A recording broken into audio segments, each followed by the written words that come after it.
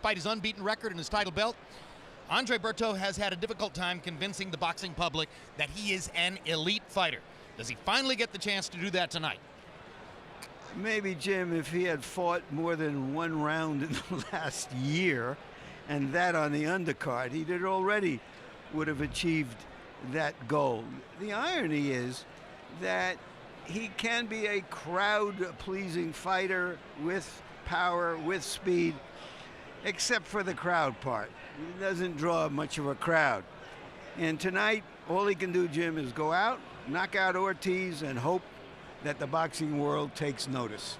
Victor Ortiz, for his part, has gone 2 years now and won 5 fights since, or won 4 out of 5, since his meltdown against Marcus Maidana, followed by his meltdown in the post-fight interview. And Emmanuel Stewart, he still hasn't heard the end of it. Is that fair? I think it's fair. I myself, as well as a lot of fans, have a lot of questions. You know, the fight that he lost to Maidana was a thriller. You say maybe he was young, inexperienced, and maybe he was experiencing pain that he hadn't experienced, and he says, I can't stand this. This is not what I'm cut out to be. But then after losing the last part of the fight with Lamont Peterson, where he just gave up on that and kind of mentally folded, there's a lot of questions about him. And tonight, I think Andre Berto is going to bring it out. We're going to find out what he's made of tonight. Indeed, Ortiz seemed physically dominant in the first couple of rounds against Lamont Peterson, and then Peterson was rocking him toward the end of the fight. That brought a lot of the questions back up about Victor Ortiz. Let's take a look at the tail of the tape now for these two fighters as they get ready to get into the ring, and more on the size factor in just a moment. But you see the 4-year or the 3-year age advantage for Ortiz, a half-inch height advantage, an inch arm length advantage measured from the armpit to the end of the fist. They weighed in 1 pound and 1.5 pounds under the welterweight limit, and see that Andre Berto has rehydrated fairly normally up to 156, and Victor Ortiz has put on 15 pounds overnight to go up to 161. Now, before Victor Ortiz walks to the ring, let's take a look at a couple of recent assignments. May of last year against Nate Campbell. This is the kind of opponent that a guy on the rise like Ortiz will often see, a former belt holder who had seen his better days, now fading, fighting in a higher weight class than before. Ortiz easily handled Nate Campbell. And here's the fight against Peterson, December 11th. In the first 2 rounds, Ortiz was clearly physically dominant, backing Lamont Peterson up, knocking him down twice in the second round. But by the closing 3 rounds of the fight, it was Peterson who was backing Ortiz up, and that appeared to be mental rather than physical. Now here comes Victor, who has been talking very tough coming into the fight. A part of the dialogue, Emmanuel, has been the notion that despite the fact Ortiz has been fighting as a junior welterweight and Berto has always been a welterweight, that Victor is, in fact, really truly the larger guy, and that gets a little bit more substantiation from the fact that unofficially he'll go into the ring 5 pounds heavier than Berto tonight. But through the long course of their careers and going back to when they were amateurs, which one really is the larger man? Well, back in the amateurs, I'm going back to even 11 years ago. Andre Berto was fighting at 156 pounds. He won quite a few championships as a junior Olympic guy at 16 and over. And all this time, when you look at Ortiz fighting at 132, now even though Ortiz is heavier coming into the ring, I think the fact that Berto's been used to fighting heavier opponents may be a big factor in the fight. Again, it bears repetition. When they were at the peak of their amateur careers, Berto outweighed Ortiz by 24 pounds. There are some recent results for Ortiz, and now he awaits the entrance of Andre Berto.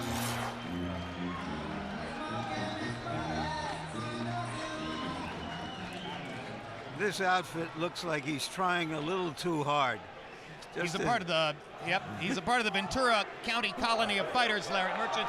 And now let's take a look at Andre Berto, 6th defense of the welterweight title belt that he holds, but he has been criticized for the level of opposition he's faced, and there's a particular reason why that criticism continues to this day. Last year, Berto in April knocked out Carlos Quintana, a guy whose biggest moment is always mentioned. He beat Cole Williams in the first assignment. Not often are you told that Williams knocked him out in the first round of a rematch. And then after the knockout of Quintana later in the summer, or rather in November, Berto had Freddie Hernandez on the undercard of a pay-per-view in Las Vegas, and in the first round hit him with that clean shot and knocked him out.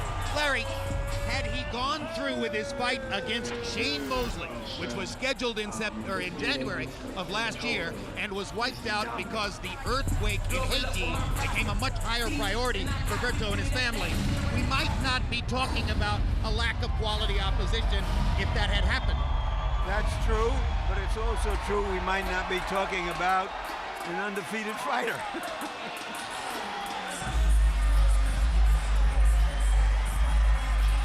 Berto's father behind him. He fought in the Olympic trials for the United States and was disqualified as the result of what was deemed to be a holding violation in the Olympic trials. And then Emmanuel went and fought in the 2004 Athens Olympics for his native country, or his family's native country, I should say, of Haiti.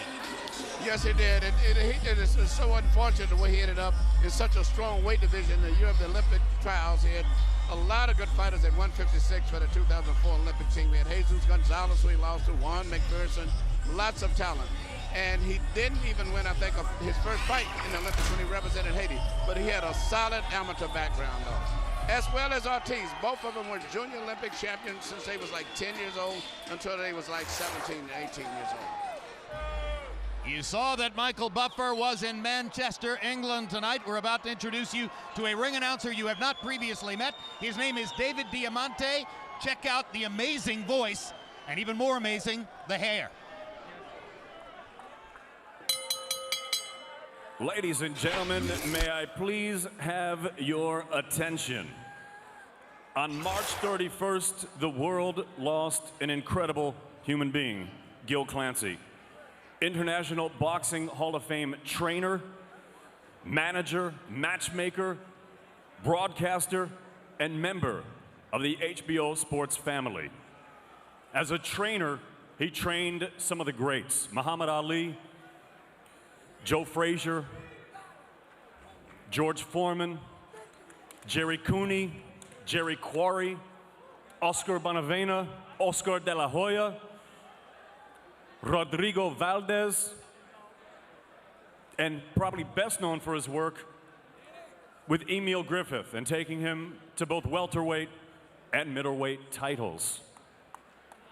As a broadcaster, he won the Sam Taub Award in 1983. Ladies and gentlemen, at this time, please remain silent as we toll the memorial 10 count for a friend to many of us and a friend to boxing, Gil Clancy.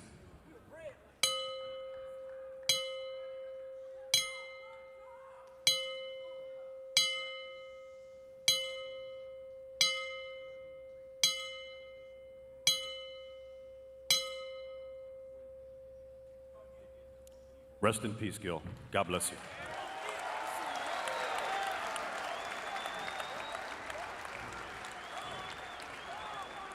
Ladies and gentlemen, good evening and welcome to the MGM Grand here at Foxwoods Resort and Casino in beautiful Mashantucket, Connecticut for the main event of the evening.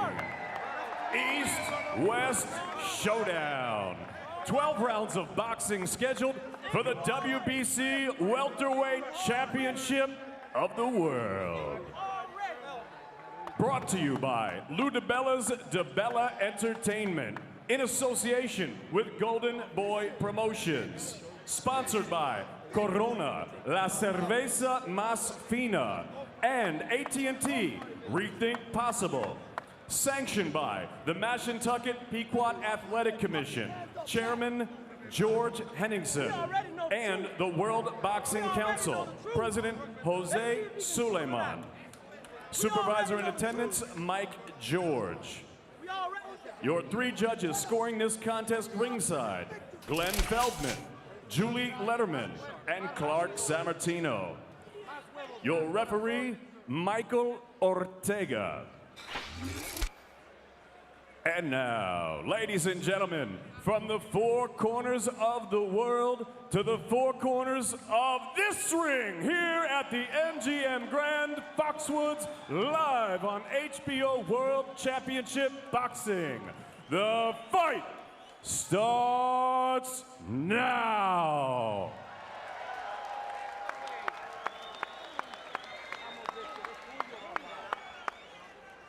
Introducing first, to my left, the challenger. Fighting out of the blue corner, wearing multicolored trunks. He weighed in at an even 146 pounds. He has an excellent professional record consisting of 28 victories against 2 defeats. He has 2 draws and 20 wins coming by way of knockout. From Ventura, California, by way of Kansas. Ranked number 5 in the world by the WBC, Vicious Victor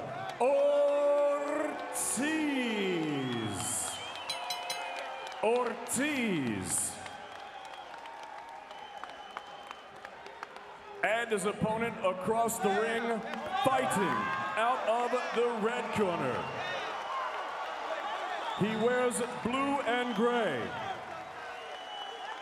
This 2004 Olympian tipped the scales at a ready 145.5 pounds. He has a perfect professional record. 27 fights, 27 victories, 21 wins coming by way of knockout. From Winter Haven, Florida, ladies and gentlemen, the reigning, defending, undefeated WBC welterweight champion of the world, Berto.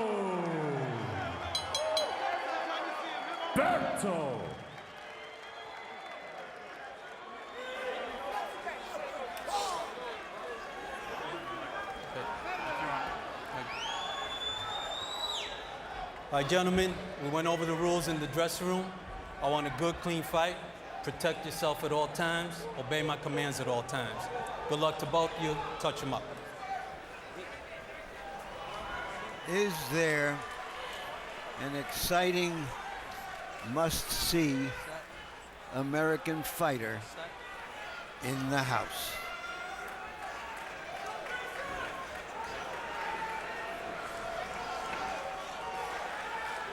Stay in your corner.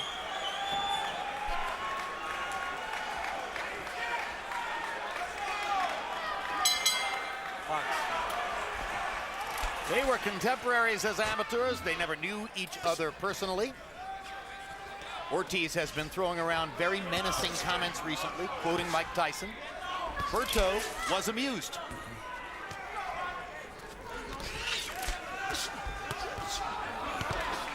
Both guys have come out throwing very hard punches to begin the fight.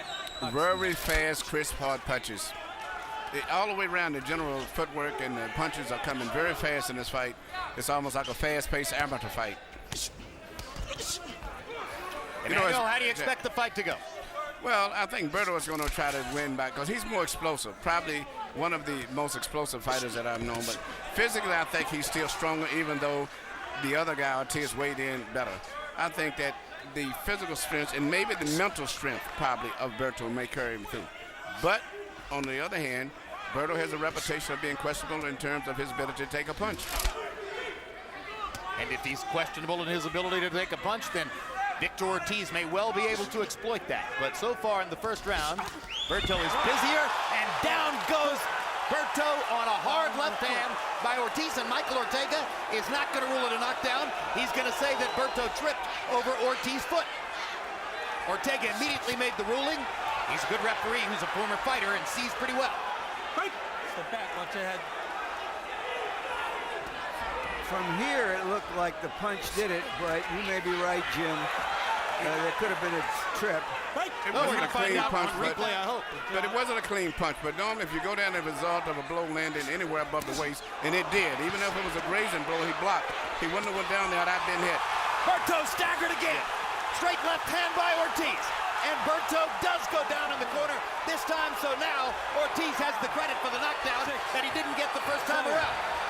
Hey, let me go. Andre Berto has a whole new respect for Victor Ortiz's punching power. And Ortiz can't wait. Ortiz has come out here to prove that he is a fighter inside as well as outside, and has taken it to Berto. I find myself surprised by that.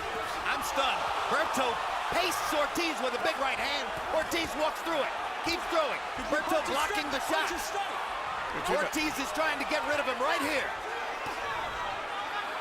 This would be a very interesting fight. You know, Berto was known for being in these type fights in the amateurs a lot and surviving most of them. But I don't know what's going to happen tonight. Let him out. He's faced some adversity in his professional career, particularly against Luis Collazo in a fight that a lot of people thought Collazo might have won. Berto came from behind in the late rounds to reel in Collazo. Don't know if he's been hit with as big a shot as the left hand that put him down in the corner by Victor Ortiz. Berto said the ring is a cold place where the truth comes out. What truth had we just seen? And he almost fell off the stool as he sat down.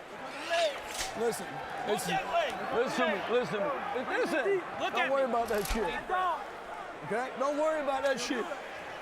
You got to stay short, stay on your feet, all right? Don't stay in front of him. I told you. Here we see the left hand shot that landed by Ortiz, even though it wasn't a clean blow, to me officially was a knockdown. That was still, if he didn't land the blow, he would not have fell down.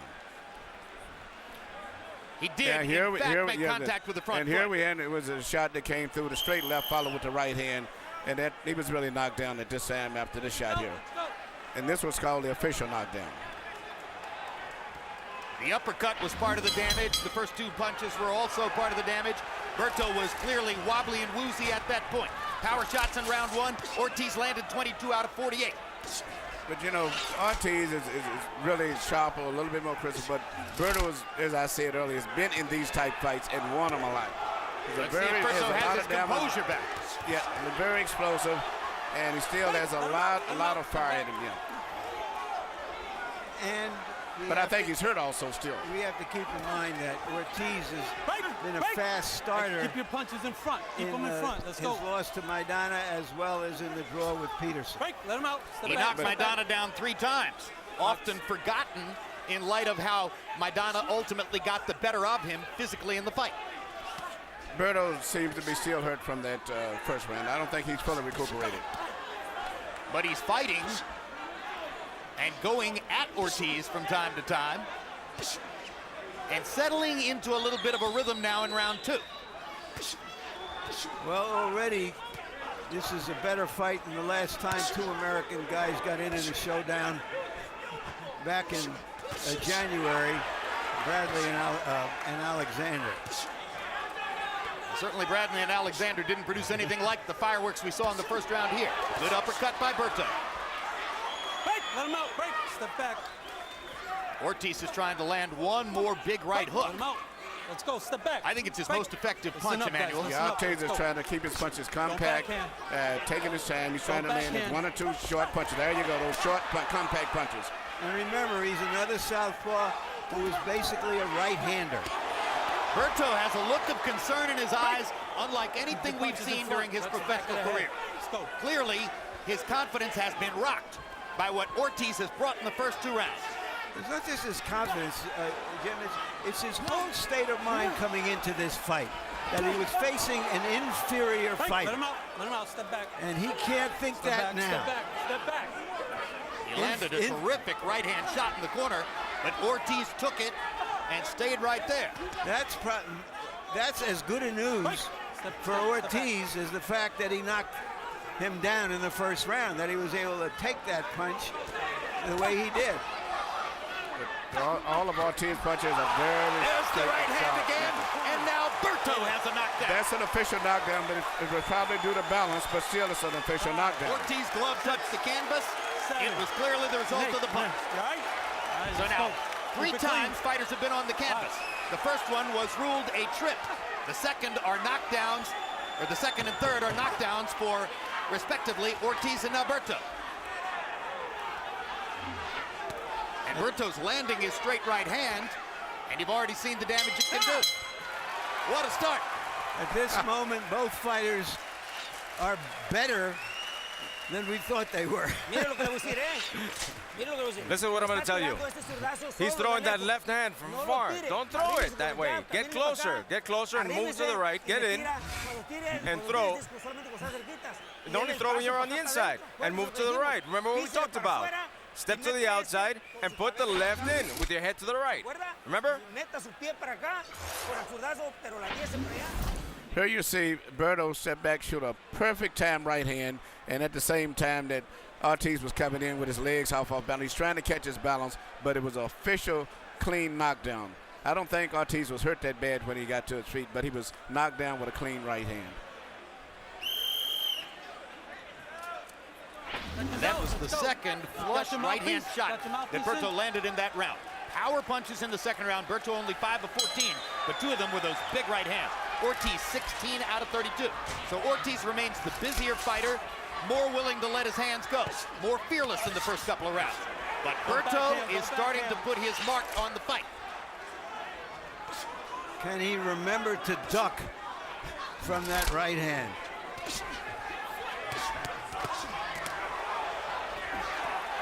Break. Let him out. Step back.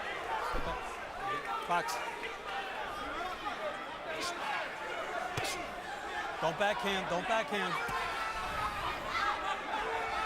We wait to see if a boxing match will emerge from the slugfest which has taken place so far. But they're back to slugging again. But Berto is still never, to me, fully recuperated from the first round. Even though he landed the knockdown, Ortiz wasn't hurt that bad when he got up as compared to the way Berto was when he went down. Uppercut lands for Ortiz. Berto holding on. Let him go. Ortiz is fighting like a young man possessed. Yeah, and his punches were short punches. Left hand lands for Ortiz. Berto wobbling again as he goes back against the ropes. Watch your head coming inside. Watch your head. Ortiz had a big first round. He's having a big third.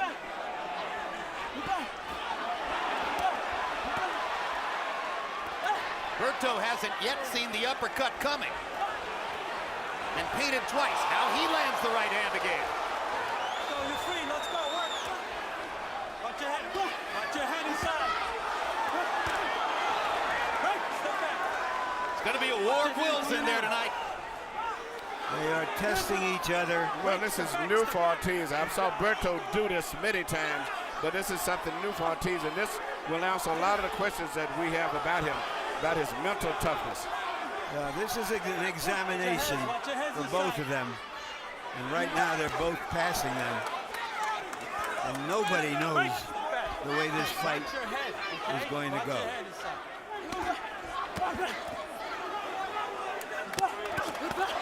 Hard right hand by Berto, another big hook by Ortiz inside.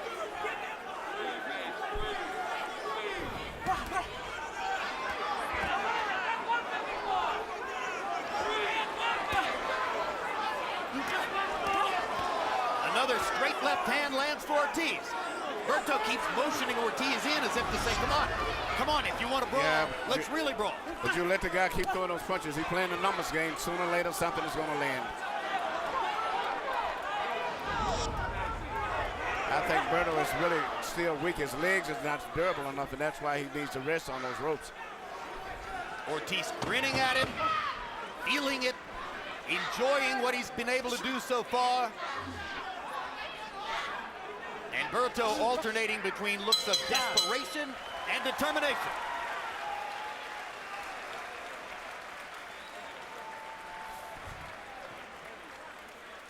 Listen, take a deep breath. Take a deep breath. All right, take a deep breath. Listen, relax. All right, relax. You're gonna have to stay moving, stay off those ropes. You hear me? You got a box. Touch his body, something, okay? Touch his body and break his ass down, okay? You count him, man. Stay off them fucking ropes. You understand me? Everybody Listen, don't worry about this. This is still, everything's in the third round. It was third round. Although Ortiz didn't get to land a whole lot of devastating clear punches, I think this right uppercut between the gloves was probably the signature punch of the entire round. Go in there, get on their feet, and listen and work. Listen, you're a fucking beast. Now show these people. Berto is being asked questions here he's never had to answer before. Through 3 rounds, Ortiz has already thrown nearly 150 power shots, landing 68 of them. That's an amazing start for him. Harold Letterman is celebrating his 25th year with HBO. Harold, how do you have it so far? Okay, Jim, 28, 27, 2 rounds to 1, vicious Victor Ortiz. Jim, I gave each guy a 10-8 round for the knockdowns in round 1 and 2, but round 3, Victor Ortiz took it to Andre Berto laying on the ropes. I mean, I agree with you. I don't know why he kept motioning him in, because every time Berto would motion for Ortiz to come in, Ortiz would wrap him with a good shot. Anyway, 2 rounds to 1, Victor Ortiz. Ortiz is a man on a mission tonight. Yes, he looks like he's determined, focused, and this is the type of guy that I hate to go in a ring against with a fighter when they see that look in his eye, that I will not be determined. I will not be lose tonight. I will not be denied. And that's the way he's 2 fighting. more hard shots.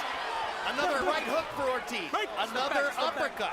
He's landing these punches. Flush. Again, Berto motions him in. What is that? Manuel, why is he doing that? Why is Berto is hurt still. He's still tired. He's using the ropes because his legs is not that sturdy right now. And he needs the ropes to hold him up. Hold himself up. But what's the motioning Ortiz in? Oh, that's a mockery thing to act like I'm not hurt. Muhammad Ali started that when he fought Joe Frazier. And that's something that fighters have picked up since then. But no, he's hurt and he's tired.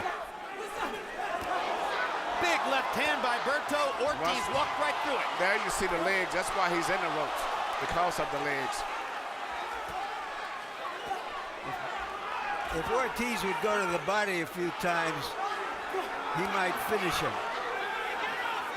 But he's throwing everything upstairs. Okay, listen. And I get the feeling that Berto is kind of waiting and hoping that Ortiz is going to punch himself out with all this early aggression. Well, it could happen, but it's a hard way to win, hoping the other guy punches himself out by hitting you.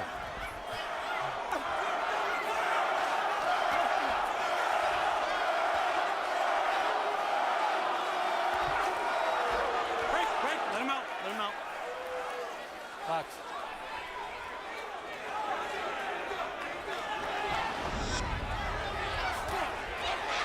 Straight left Don't turn your hand. back. Don't turn your back. This time Berto took it a little better than has been the case with Ortiz's power shots before.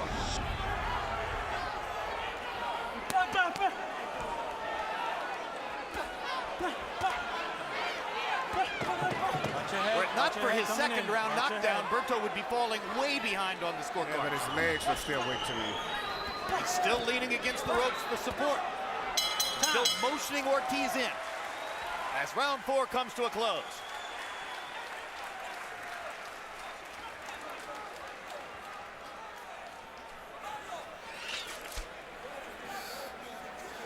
Está haciendo bien. You're doing very good.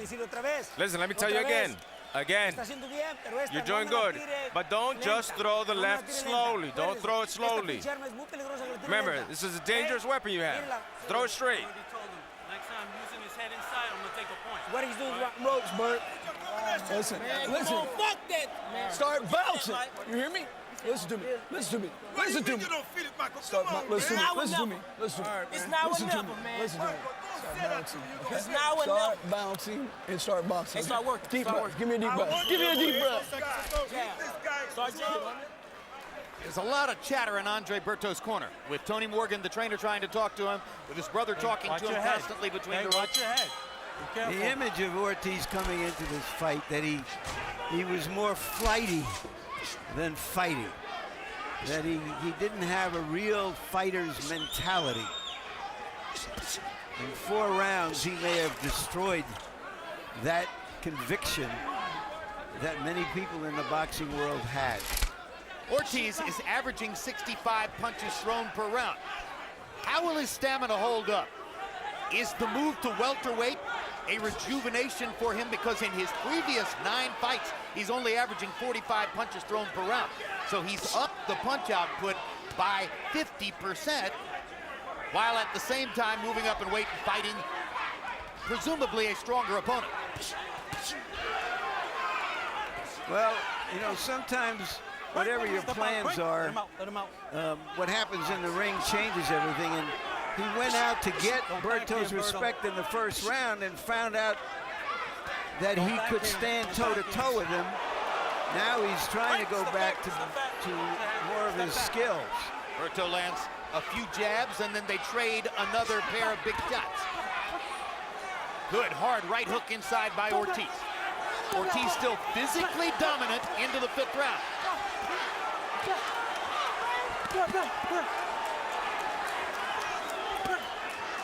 Ortiz testing Berto's legs once again.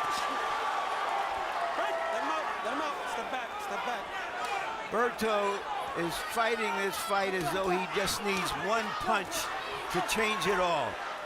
Well, he's been known for that a lot. You know, we're not in the profession, he hasn't been tested, but this is, as you said, Larry, this is a big test for Berto, too. He has never been in this type of a situation as a professional. Collazo was a tough fight, but not with a young, aggressive guy who's punching with the accuracy and the power of Ortiz. He's never been in this situation. And look at the body that Ortiz has brought into the ring. I mean, the 161 pounds are one thing. Look at the lats, the deltoids. I mean, he is much more muscular even than the muscular Andre Berto. It says that he should have been fighting this division probably. Like so many of the fighters are still trying to make weight all the time. But just because of opportunity to fight for a title, he went up and fought where he probably should have been fighting all the time. This was part of the mantra for Ortiz coming into the fight, that he's been a welterweight fighting in the junior welterweight division. And right now, it looks every bit to be true.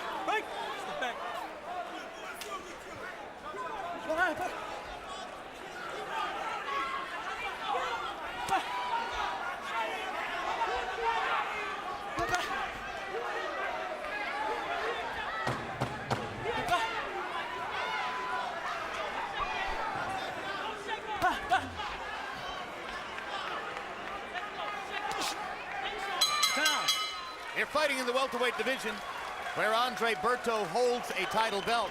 The linear claim to welterweight division supremacy belongs to that man on the right of the screen, Floyd Mayweather. Not 50 Cent seated next to him, but rather Mayweather, who won the welterweight championship several years ago and has held on to it through all of his ring adventures since that time. Relatively inactive over the course of the past year and a half, and boxing fans wait to see when Floyd Mayweather will fight again. I swear to me, listen to me, just listen to me. Just listen to me, listen to me, listen to me. Listen to me. All you have to do is boxing, and everything is follow. You're going to be the champ. You're going to be the champ. You won the round. You won this one also. Here you see Ortiz mixing up his combinations very well. Even though Berto has had a real tight defense, he's been able to find gaps on the outside, coming up between the gloves, doing a very effective job of shooting short, accurate punches. If you've just tuned in, it has been blazing and thrilling so far. Victor Ortiz managed to put Andre Berto on the canvas twice in the first round. Only one was ruled a knockdown. Berto knocked Ortiz down in the second round. Ortiz strafed Berto with a lot of power shots in the third and fourth. They've settled in to box a little bit more in the fifth round, but by and large, it's still a slugfest, and the slugfest advantages have still seemed to belong to Victor Ortiz. Ortiz told us a kind of peculiar story of winding up spending 2 weeks of a vacation on the tiny island of Jersey off the English coast. Nobody goes there for a vacation. Maybe that's where he found this. This is the best start Berto's had in a round, and he now seems confident enough in his legs to try to fight in the center of the ring. So let's see if he can get a fresh start in the fight.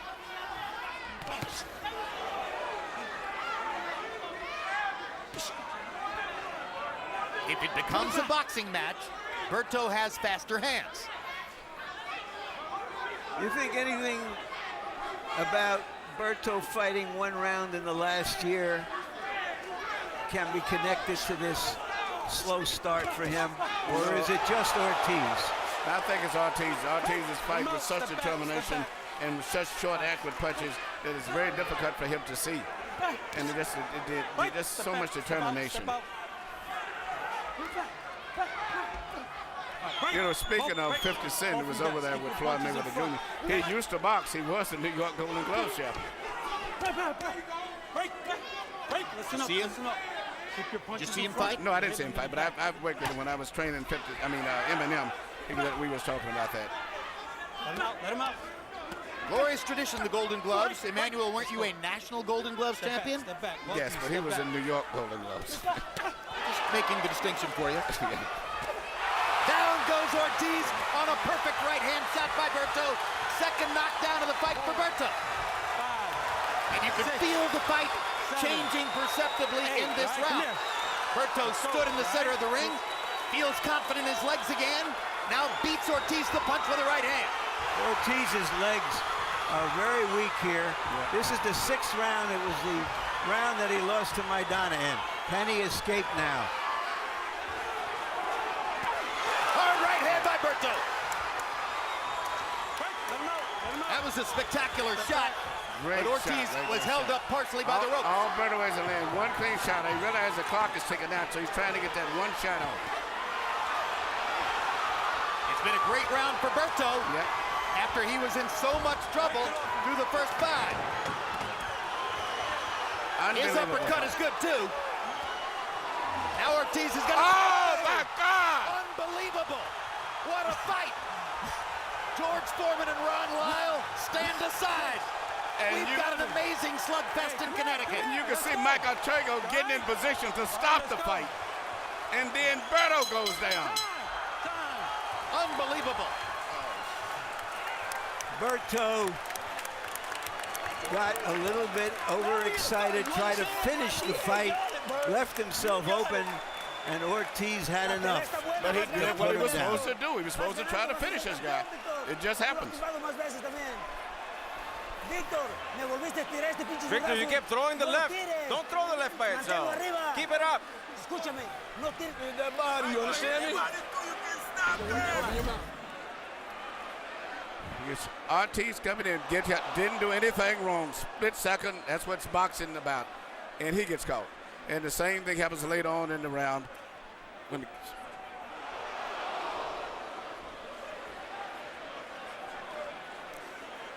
And here we're at the end with Berto getting caught the same way. No one did anything or made any mistake. It happens. That's what makes boxing so exciting. Jaws are dropping all around this theater in Foxwoods, Connecticut. People are dumbfounded at what they're seeing. The phrase Fight of the Year candidate is perhaps a bit overused, but mark it down, baby. This is unreal. Power shots in 6, Berto 28 of 43, Ortiz 13 out of 32. Harold, how do you have it halfway through? Look at you, 57, 55, 4 rounds to 2, Victor Ortiz. You know, Jim, let's talk about round 6. Both guys go down, okay? The winner of the round has to get 10 points. I thought Andre Berto, for about 2 minutes and 45 seconds, was doing more in the round than Victor Ortiz. I scored a 10-9. In other words, not 10-8, but 10-9 for Andre Berto, because I thought that he did a little bit more in the 3 minutes of action. 4 rounds to 2, Ortiz. Watch your head. Watch your head. Watch your head. Let him out. All right, let him out. You're holding. You're holding. Watch your head. I asked earlier if there was an American fighter in the house who was going to be must-see. Yeah. We've got 2 of them right now. So far. They're earning their reputation the hard way. Let him out. Let's go. But you know, you're looking at still, there seems to be still so much energy and strength, in particular when I look at the legs of Ortiz as compared to Berto. So still shows to me he's got a lot more left in the tank. There have been 5 official knockdowns in the fight. Ortiz has been down twice. Berto has been down 3 times officially. He was also down another time in the first round. It was ruled a trip by referee Michael Ortega. And these are not flash knockdowns. These are not timing punches. These are huge shots which are landing for both fighters. Don't hit behind the head. Don't hit behind the head. Oh my God. Step back. This is what you get with 2 young, ambitious fighters who want to be great men in this sport. Step back. All right, so I got a little overexcited. Producer David Harmon corrects me. There are 4 official knockdowns in the fight. I thought I remembered 5. But who knows? There have been so many fireworks and so many things going on. In this type of a fight, you entirely get overexcited. Thank you. Does anybody think we've seen the last knockdown in this fight? Not I. Not as long as they're throwing what they're throwing. Right, let him out, let him out. And you saw the wobble there by Andre Berto. Right, let him out, let him out. Step back.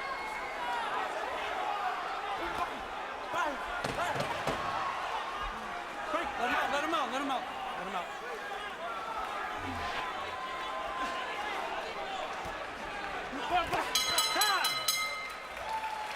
Widest round of the fight. Better than the best round of some fights we've seen. Listen to me, you hear me? I hear you. You're gonna be the world champion. You're winning. You're beating him. You're beating him. Come on, be strong. A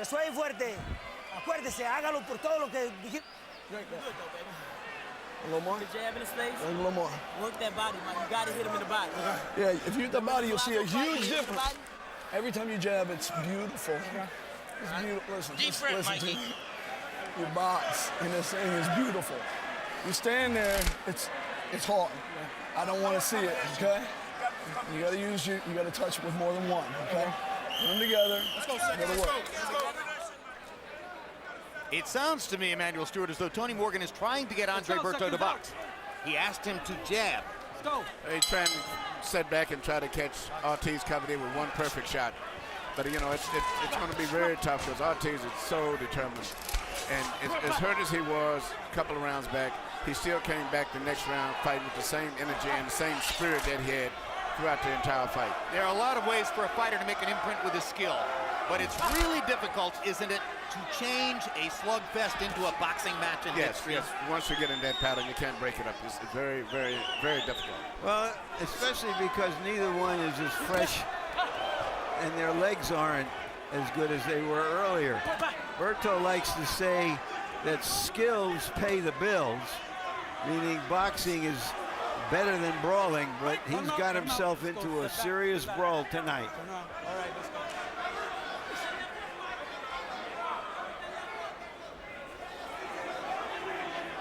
And he may get more recognition, Jim, if he loses this fight than for any fight that he's won.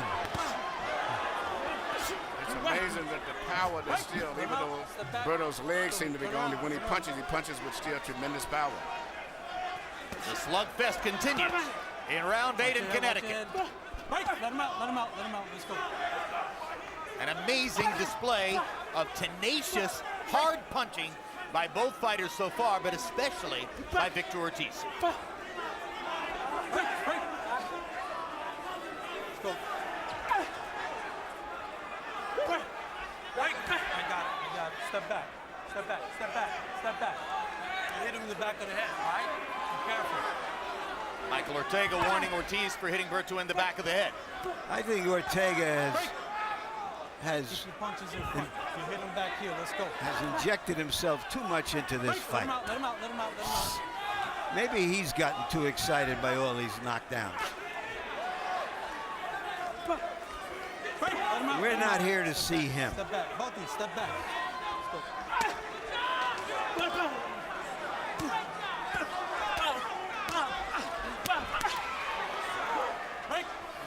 Watch behind the head.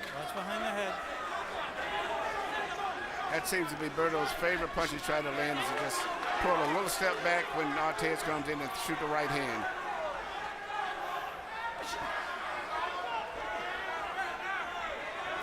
Both fighters seem now excited and energized by the nature of the fight they're in. Right, let him out. Step back, box. Berto, as you mentioned, had a history of these kind of tumultuous fights in the amateurs. Of course, in the amateurs, you have headgear on. Step back. Yet, Right, step back. Time.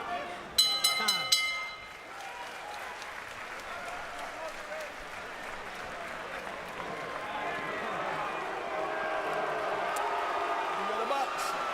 When you box, you touch and move. On the next Real It's Sports, beautiful. an innovative program in which doctors donate their services to financially stressed former athletes suffering from injuries and addiction. And May 21, it's the rematch of the disputed draw between light heavyweight champion Jean Pascal and Bernard Hopkins. Also that night, Chad Dawson returns to the ring for the first time since his loss to Pascal, taking on Adrian Diacanu.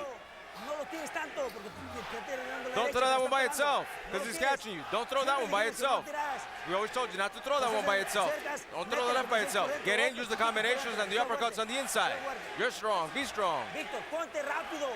Victor, you've got to be fast. Keep ballsy. Close it up. You got to do it. Out. Hey, keep it clean, man. Keep it clean. Let's go. Box. Of the 290 combined landed punches through the 8th round, 255 of them have been power shots. In other words, the two fighters have combined to land only 35 jabs in the entire fight. As we mentioned, the slugfest all the way.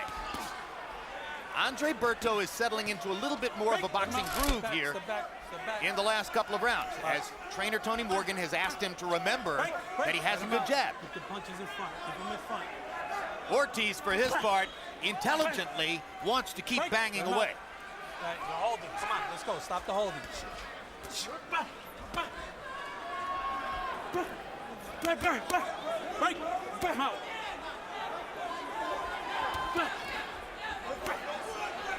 Let's go. Let's go. You mentioned yesterday to Ortiz, Larry, that he threw very few jabs against Lamont Peterson. He landed Maybe at the end of the day, yeah. 2 jabs in 10 rounds. He doesn't use his jab very much. It's just a radar weapon.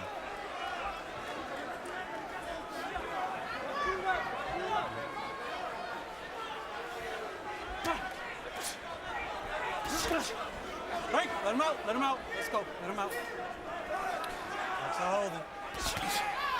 You know, it's amazing at this pace that they've been fighting that they're still throwing punches with full power and all the way through.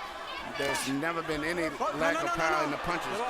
And especially Berto, which is surprising me. As tired as he seemed earlier, he's still punching with full power. But I noticed that Harold Letterman gave the last round to Berto, and in this round, Berto has been the busier of the two. The fact that he will throw his jab and Ortiz is still trying to load up power punches is giving Berto a chance to win the quiet rounds here. And fans may be surprised to see scorecards winding up fairly even toward the end of the fight when most of the spectacle has been provided by Ortiz. I disagree with Harold on the last round. I have Ortiz winning comfortably, That's the back of the head. but he's not going to lay back the way he did in the Peterson fight. Now let's see if he gets penalized, because that's the second time that he has hit Andre Berto behind the head. But Andre was holding his hand, I think, and forcing him that way. Next time you hit behind the head, I'm going to take a point. You understand that? Okay. Ortega says next time, not this time. Let's go. Ortiz needs to be careful not to hit Berto behind the head again.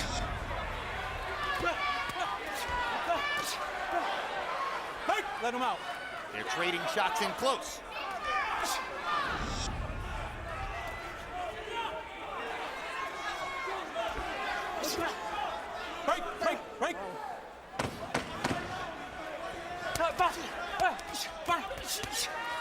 Break. Let him out. It looks, Emmanuel, as though Berto hasn't been able to pull the trigger as much as he... Yes, he's taking a little step back halfway, but he can't throw the right hand. Let's take a look at some highlights from a bout that appeared on the card earlier this evening. The man on the right is Thomas Delerme, I should say, a welterweight prospect from Puerto Rico. You saw the first of his knockdowns there against Harrison Cuello of Dominican Republic. Now watch the counter shot with the left. You don't see it done very better than that. No. And the spectacular knockout in the second round for Delerme keeps him unbeaten, and we will no doubt be seeing more of him in the future. Change your mind and start boxing. It's all you have to do is box. It's so simple. Box. Listen. That'll come. Or you come back with the right. That'll come. You gotta touch that bottom, okay? It doesn't seem that simple to me, Emmanuel. If he just boxes in these last 3 rounds, if he doesn't do something to assert himself, I'm not sure he can pull this out. No, because Ortiz is still fighting with his legs, his good bounce, good spring and energy in it. And he's got to try to land that right hand. Well, let's get the numerical drama from Harold Letterman. Harold, how do you have it so far? Okay, Jim, you guys are all right. 86, 83, 6 rounds to 3, Victor Ortiz. There's no question that Andre Berto's got to do something spectacular in the last 3 rounds to catch up or to win this fight.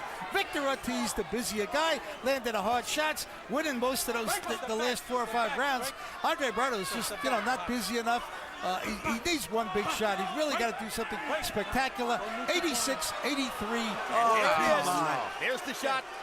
Michael Ortega discerns that Ortiz hit Berto in the back of the head, and now he's going to take a point. I think that's a terrible call. No, he was bending his head down. The guy was doing his punches. Tremendous break for Berto. Gets him 1 point closer on the cards. That's the second break Berto has gotten, including the second knockdown earlier in the fight.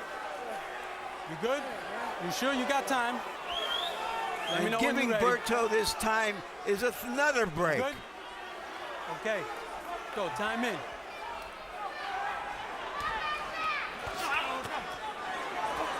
Break. Let him go. All right, listen, you're holding, okay? Now Ortega tells Berto he's holding. Break, step back. I do like the way he breaks them up quickly and doesn't let those clinches go on. And now Ortiz seems motivated to try to put the power imprint back on the fight, having had a point taken away.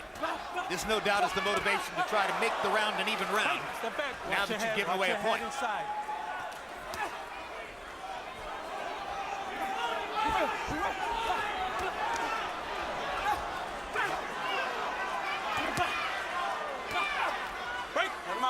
Ortiz needs to be certain that he doesn't get too reckless here and walk into another right hand from Berto. Yes, Berto was still punching with full power.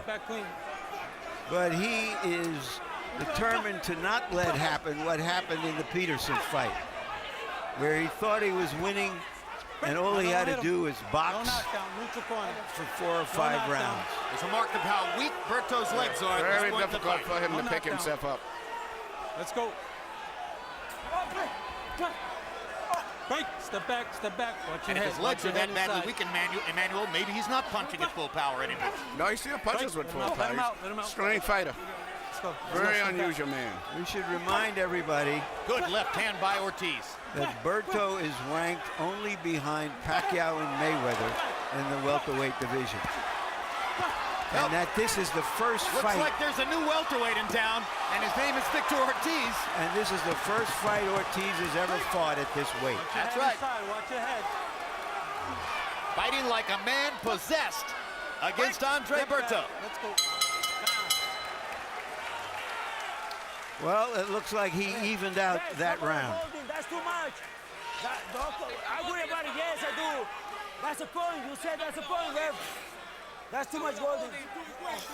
You're very good. You're going to beat him. You win that round. You're winning. There's 2 more rounds, Victor, and you will be the world champion. Okay? No se me descuide, Victor. But you have to put shit together. It's not going to come with one punch. It's not. Okay? It's not going to come with one punch. So you got to be sharp, okay? Sharpness is what's going to do it, okay? Here you see where the point was deducted from Ortiz when he threw a left hand and miss. Berto went down trying to avoid a punch, which he should, and here he's hitting him back. And it's just one of those situations where I would not have taken a point myself if I was a referee. Now that brings up an interesting discussion, meaning when would you take a point if the guy gets hit in the back of the head? Because not if the guy was down, holding his head, and you purposely hit him. That was in the midst of throwing an exchange of punches. Power shots in the 10th round. Ortiz doubling Berto. 22 out of 54 to 12 out of 31 for Berto. And Ortiz succeeded in evening the round despite having lost the point because of hitting behind the head. That was his mission clearly after the referee's ruling, and he got it done. At least on Harold Letterman's card. Befitting his status, Berto is an overwhelming favorite to retain his title. Right now, before we know what happens for the next 5 minutes of this fight, he could be an ex-champion. Be careful, that was close, behind the head. Right, let him out, let him out. Ortiz has done much better work to the body, Emmanuel. Yes, he's doing everything perfect. He doesn't. If even though he would go in and then take a step back, he would be better because they keep colliding. They're going right together. If he would just move forward and then pull back for a minute and have Berto off balance. Berto looks really out of it right now. This is the way Berto looked in rounds 1 and 2 when he couldn't hold off the charging Ortiz and wound up against the ropes, trying to get the ropes to help him stand up. Referee looks like he would stop the fight if Ortiz would land another And couple Ortiz of is clean doing punches. just what he should. He's working that right uppercut right up through the center. Berto glanced at his corner. He's looking at the corner. He's It was been an looking odd at look. and he's looking at the clock a lot often too on the wall over here. I've been watching him for the last 4 rounds. Minutes still to go in the 11th round, and Ortiz is having his way again. Berto trying to change the fight with one big right hand.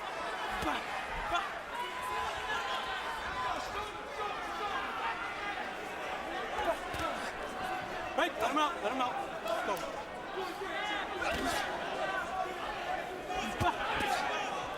Right, let him out. Step back, step back, step back.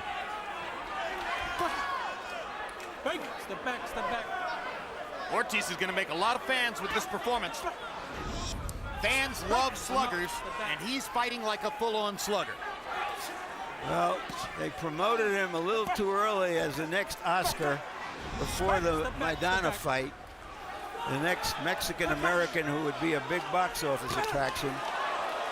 It's taken him this long to come back But he's grown and into fulfill his promise through 11 rounds. but he's grown into his boxing manhood tonight.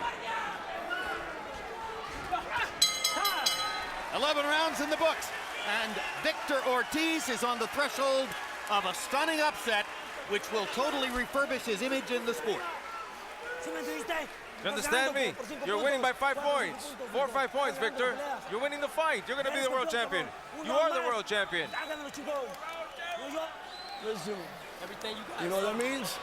Now we're gonna find what you're made of, okay? Listen, we can't hold. We can't take a chance of a point. We gotta go to work and try and get his ass out. You understand? Okay, púselo para atrás, échale ganas. Push him back and come. Keep ballsy, ballsy and gutsy. This is the last round. No me bajen las manos. Inside of you, what you have inside of you, okay? But you gotta make him believe that now, okay?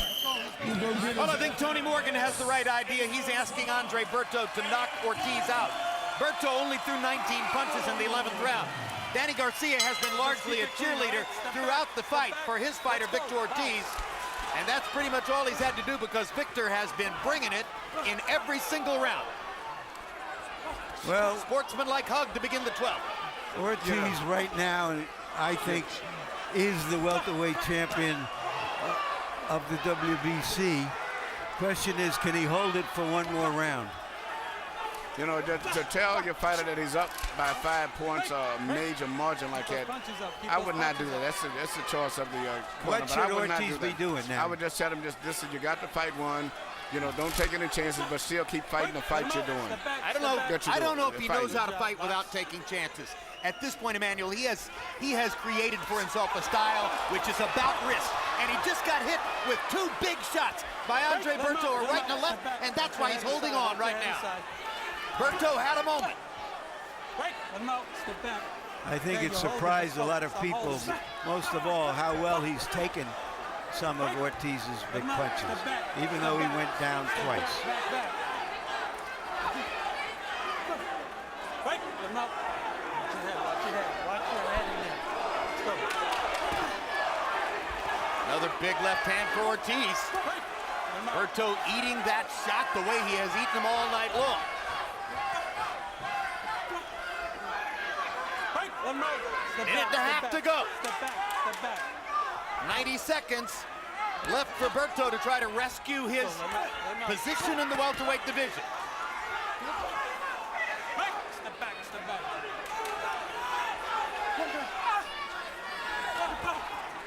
Right, let him out. Step back.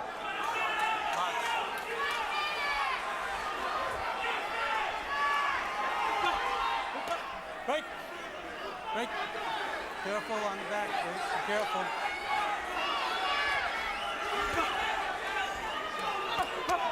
Right. Victor Ortiz has a wonderful smile. He has a magical backstory. There were some in the past several months who wondered whether he really had the commitment, the soul, the heart of a fighter. No one will question his heart after tonight. Now will they question Berto neither. Step back, step back. It's been a courageous show by both fighters. The stock of both fighters went up. But if the stock of both fighters went up, the stock of Ortiz skyrockets to another stratosphere. And fans will not be able to wait to see him back in the ring. This was excitement. This was war. Step back. Step back. Take time. Barring a stunning reversal on the judges' cards, Victor Ortiz has the victory of a lifetime. We've seen fighters like Klitschko and Lennox Lewis, now Amir Khan, come back from knockouts. And now we have seen Maidana erase the scarlet letter on his back. Ortiz. Ortiz. Harold, how'd you score it? 115, 110, 8 rounds for Victor Ortiz, 3 rounds for Andre Berto, 1 round even, Jim.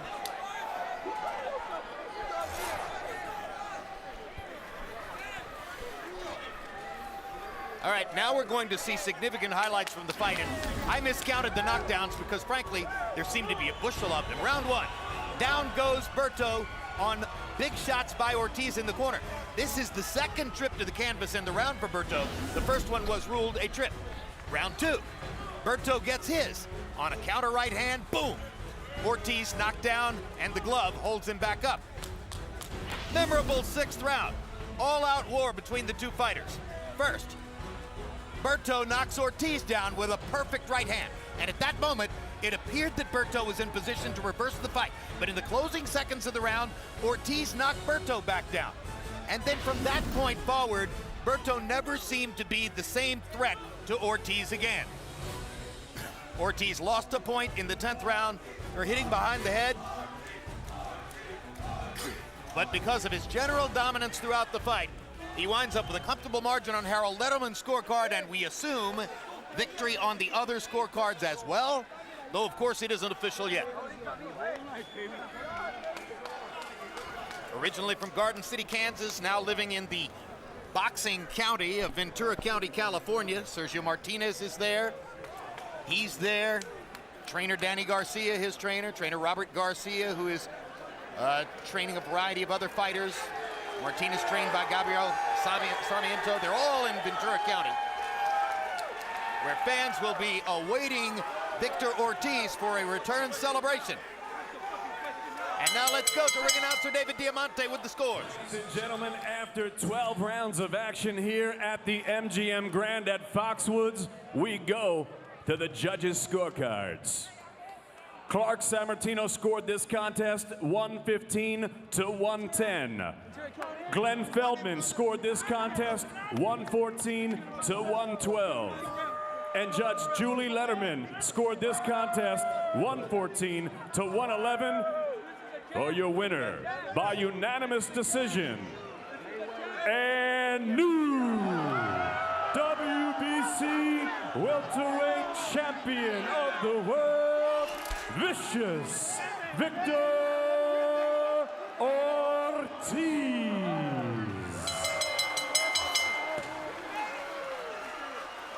A tremendous win for Ortiz. The first professional loss for Berto. A fight which will significantly imprint both careers. And Emmanuel Stewart, Andre Berto had not taken a ton of punishment in his professional career up till tonight. He got walloped in this fight. Yeah, but he passed the test for his durability and his heart, but he just fought a guy who was too sharp, too determined, and the fact that he got hurt the first round. And I don't believe that Berto recuperated from the first round. As good a boxer as Andre Berto has been, does it surprise you that Victor Ortiz could essentially make him enter a slugfest and then outslug him all the way, winning the fight virtually without ever throwing a jab? Yes. It's a shock, isn't it? But nevertheless, it happened. And here's a look at total punches landed. Ortiz landing 134 more punches and throwing 216 more, landing at a 40% connect percentage. That's a sensational performance, particularly when you consider that the 40% connect percentage is architected with very few jabs. 47% of his power punches, and just a tremendous performance with his right hook and his left cross. Andre Berto had interestingly good offensive statistics. Ortiz was available to be hit. But from the second round on, Berto's punches were not as effective as those of Ortiz. And here the punch zone graphic that shows you exactly where the punches landed. 200 shots to the head by Ortiz on Berto, as opposed to 132 shots to the head by Berto on Ortiz. And look at the 82 body shots landed by Ortiz, as opposed to Berto only landing 15. A giant difference in the fight, and perhaps one of the reasons why Berto was staggering and seemingly out of it in the late rounds, as Ortiz continued to hammer to the body, even when his shots upstairs were no longer landing with the same regularity. Let's go to Larry Merchant with the winner. All right, thank you, Jim. Congratulations, Victor. It seemed that you were fighting like a young man possessed, that this was a test that you had to pass for yourself as well as the world. Yes, sir, that's correct. First off, let me just thank Andre Berto and Team Berto. Thank you for the opportunity, Berto. It's a pleasure being in there with the world champ such as yourself. I'm just very blessed, Larry. I listened to my coaches. I fought like a possessed man because that's what the world and the crowd of boxing made me. How did the world and the crowd do that to you? Why did they put you in that state of mind? It went as far as everybody always denying me and saying what I am capable of and what I am not capable of. I know what's in my heart, Larry, and I never mean any bad upon anyone. I do work hard for myself, and I try to prove myself just a little bit more than the last time usually. And I've just been very blessed. I paid attention to Coach Mario, Coach Danny Garcia, and Coach Joe Janikos. All right, let's take a look at the first knockdown in the first round, which set the tempo for the fight. You went out after him and attacked him. Why? Well, I saw that he was vulnerable in fighting inside. He's a great fighter, very powerful, but I didn't fear his power at all. I had no respect for the world champ. I wanted it that bad, though. I knew that there was a possibility of him connecting me, and you know what? He did connect me, and that was my bad. I didn't listen to my coaches on one occasion. I dropped my left hand, caught me right in the mouth, put me down, but I managed to get up, controlled myself, and come back.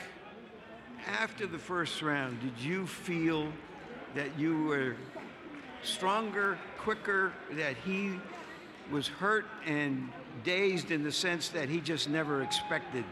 You know, I think I was very highly underestimated because of the fact that I moved up to 140 to 147, but I have a pretty big body, you know, so I knew I carried as much power as him, if not more.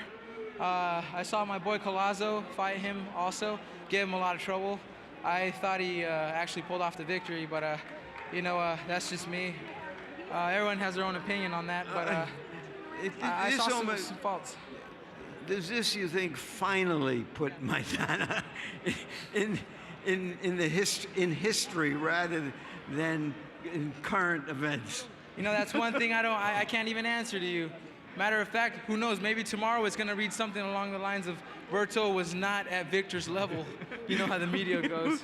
But then again, it should be the other way. Maybe I didn't belong in his level. Well, but let's take a look at another knockdown. Yes, sir. If we can wind it up here. And this time, it's round two. Boop. That was a beautiful right hand by Berto. Is it? I was doing breakdancing. Is it fair to say that the experience of Maidana and the experience of the second half of the fight with Peterson, when you slacked off because you thought you won, together was a study book for you on how to fight this fight. It definitely was. It definitely was. I knew he was a sleek, tough opposition fighter, and I just took all that into one ball, took everything I needed and everything I didn't need, and threw it all in one bunch, and kind of worked on things here and there at the gym. And you know what? Not gonna lie, I didn't feel 100% tonight. I failed Coach Danny a few times, more than a few times, and he kind of yelled at me more than a few times as well. Well, sometimes we're perfect with our imperfections. There you go, Larry. Yes, sir. It's customary at this point for me, for everyone to ask, well, do you now want into the Pacquiao sweepstakes? Yes, sir, definitely. I actually talked to Manny Pacquiao earlier, and Manny, thank you very much for your advice, man. Thank you. What was his advice? He said, I'm more powerful than he is. I'm as quick, if not quicker than he is. So just stick to my game plan, listen to my coaches, and thank you, Manny and Freddie. I appreciate your guys' words of advice. Thank you for a great fight. Hey, thank you, Larry. Thank you. All right. Andre, thank you, brother. Andre,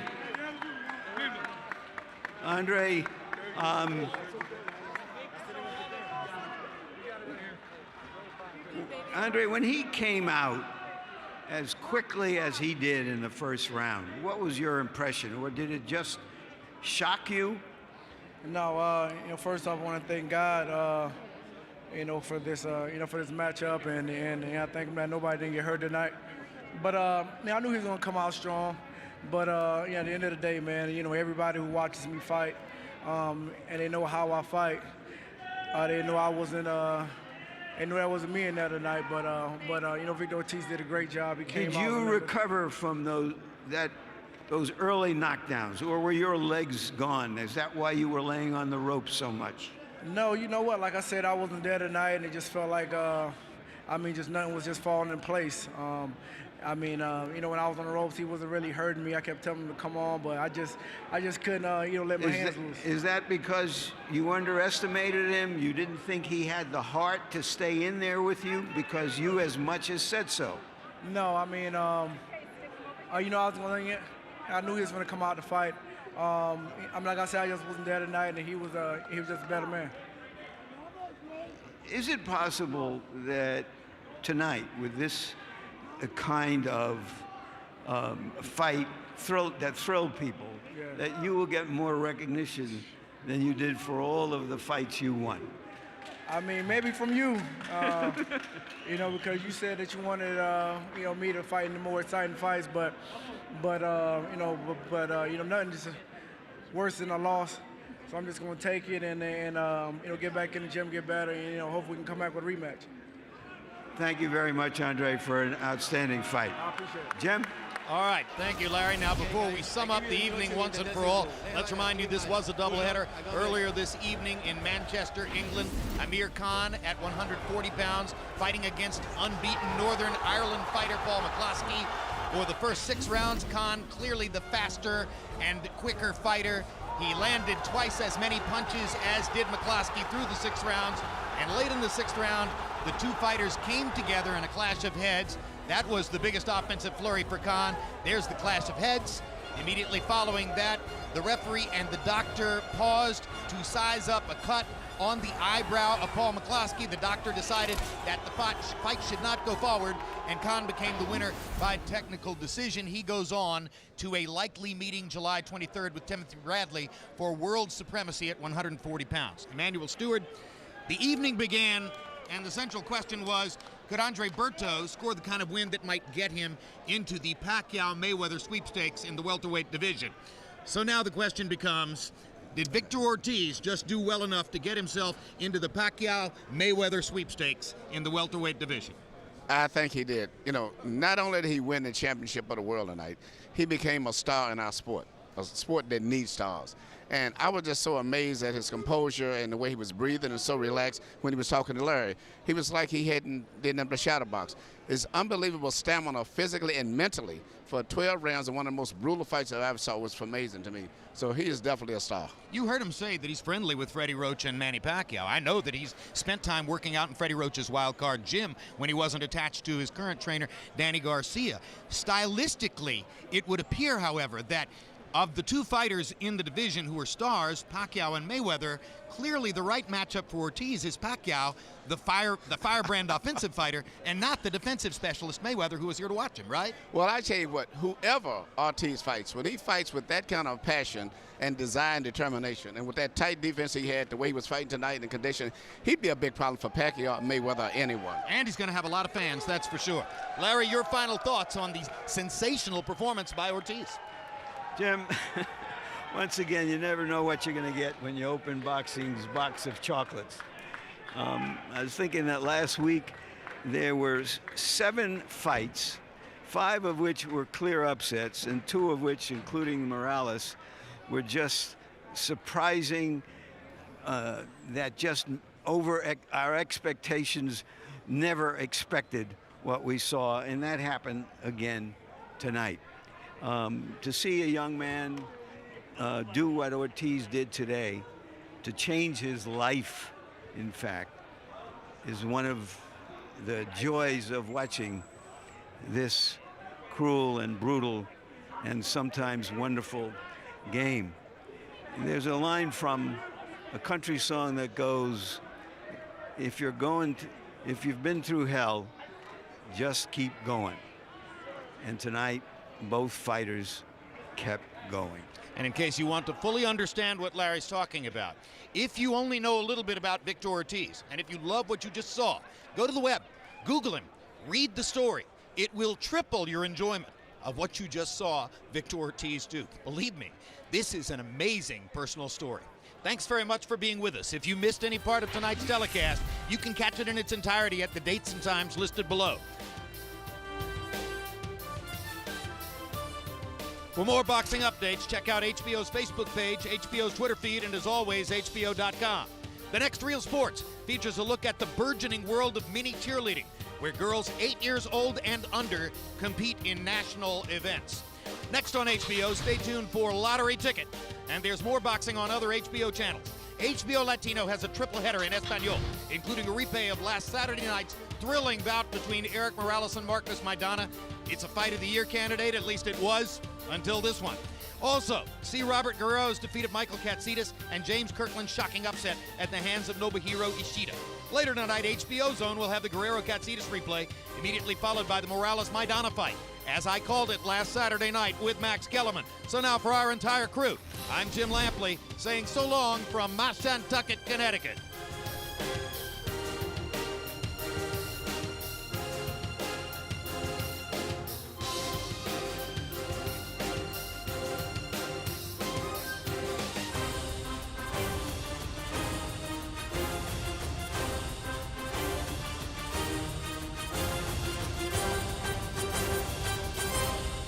This has been a presentation of HBO Sports.